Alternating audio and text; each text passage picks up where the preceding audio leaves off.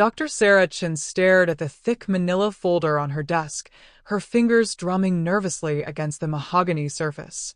The afternoon sun streamed through her office window, casting long shadows across the clinical psychology textbooks that lined her shelves. She had been practicing for 15 years, treating various impulse control disorders, but this particular case challenged everything she thought she understood about human behavior and the complexities of the mind. Marcus Thompson, a 28-year-old software engineer, had been referred to her after his third incident involving unauthorized fires. His case file noted that pyromania, already listed under impulse control disorders in the diagnostic manual, presented unique challenges that required specialized therapeutic approaches. Unlike arson committed for financial gain or revenge, Marcus's compulsion stemmed from an irresistible urge to start fires, followed by an intense fascination with watching the flames dance and consume whatever fuel they could find. The first time Sarah met Marcus, she noticed his hands immediately. They bore small scars and burn marks, testament to his dangerous relationship with fire. He sat rigidly in the leather chair across from her desk, his dark eyes darting around the room as if searching for potential ignition sources. When she asked him to describe his earliest memory of fire fascination, his entire demeanor changed.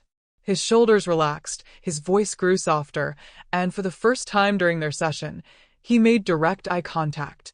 Marcus recounted his childhood with remarkable clarity, describing how he discovered matches in his grandmother's kitchen drawer when he was 7 years old.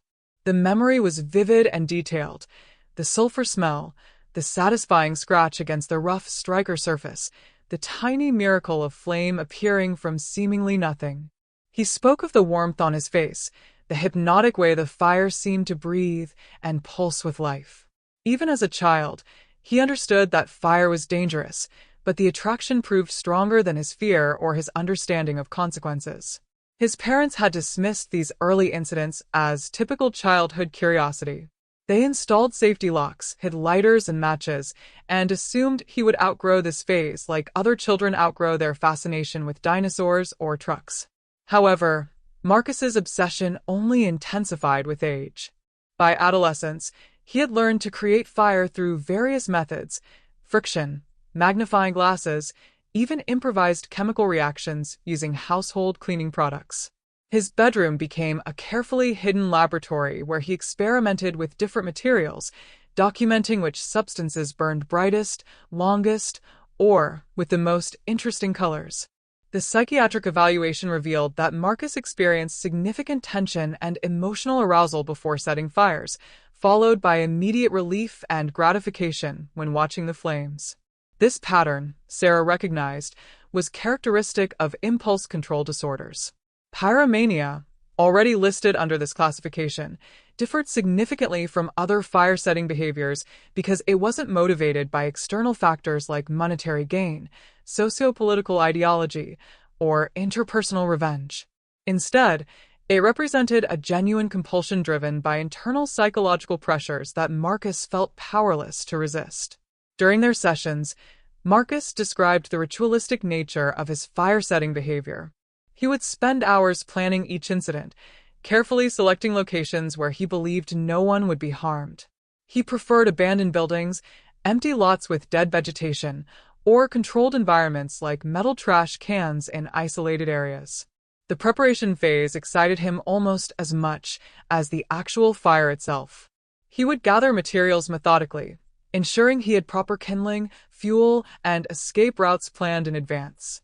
Sarah learned that Marcus's compulsions typically intensified during periods of stress or emotional upheaval. His most recent incident had occurred following a difficult breakup with his longtime girlfriend, who had grown increasingly concerned about his secretive behavior and the smell of smoke that seemed to follow him everywhere.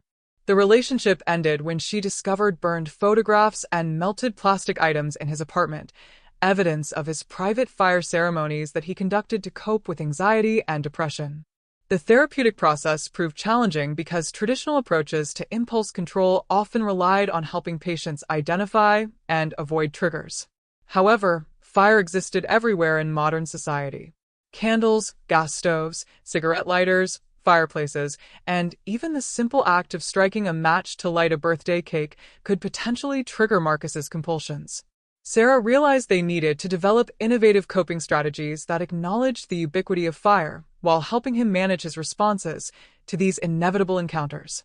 Cognitive behavioral therapy became their primary approach, focusing on identifying the thoughts and emotions that preceded his fire-setting urges.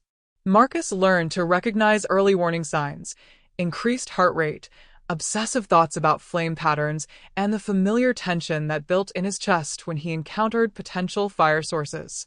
They practiced mindfulness techniques that allowed him to observe these sensations without immediately acting upon them. One breakthrough occurred when Marcus revealed that his fascination wasn't solely with destruction, but with the transformative power of fire. He described how watching paper curl and blacken felt like witnessing a magical metamorphosis, how it transformed into glowing embers that pulsed like tiny hearts. This insight led Sarah to explore creative outlets that might satisfy his need for transformation without involving actual flames. They experimented with digital art programs that simulated fire effects, metalworking classes where he could observe controlled heating processes, and even glass-blowing workshops where fire served a constructive rather than destructive purpose. The treatment process also revealed underlying emotional issues that may have contributed to his pyromania. Marcus had struggled with feelings of powerlessness throughout his life, particularly in social situations where he felt invisible or insignificant.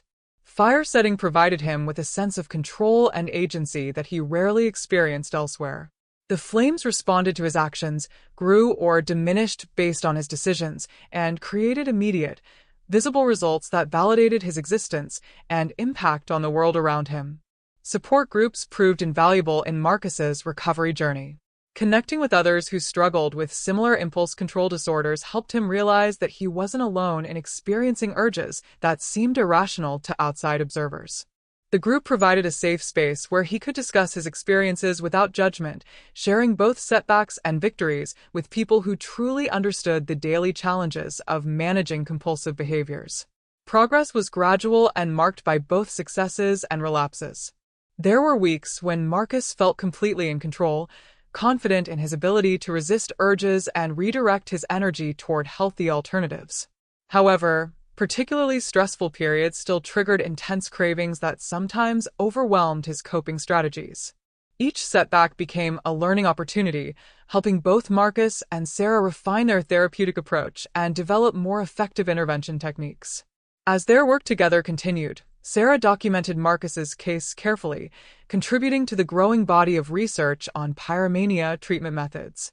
His case exemplified how pyromania, already listed under impulse control disorders, required individualized treatment approaches that addressed both the behavioral symptoms and underlying psychological factors.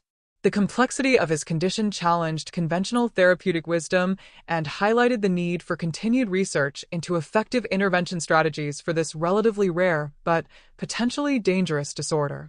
Through patience, dedication, and innovative therapeutic techniques, Marcus gradually learned to coexist with his fire fascination while maintaining control over his actions, proving that even deeply ingrained impulse control disorders could be successfully managed with appropriate professional support and personal commitment to change.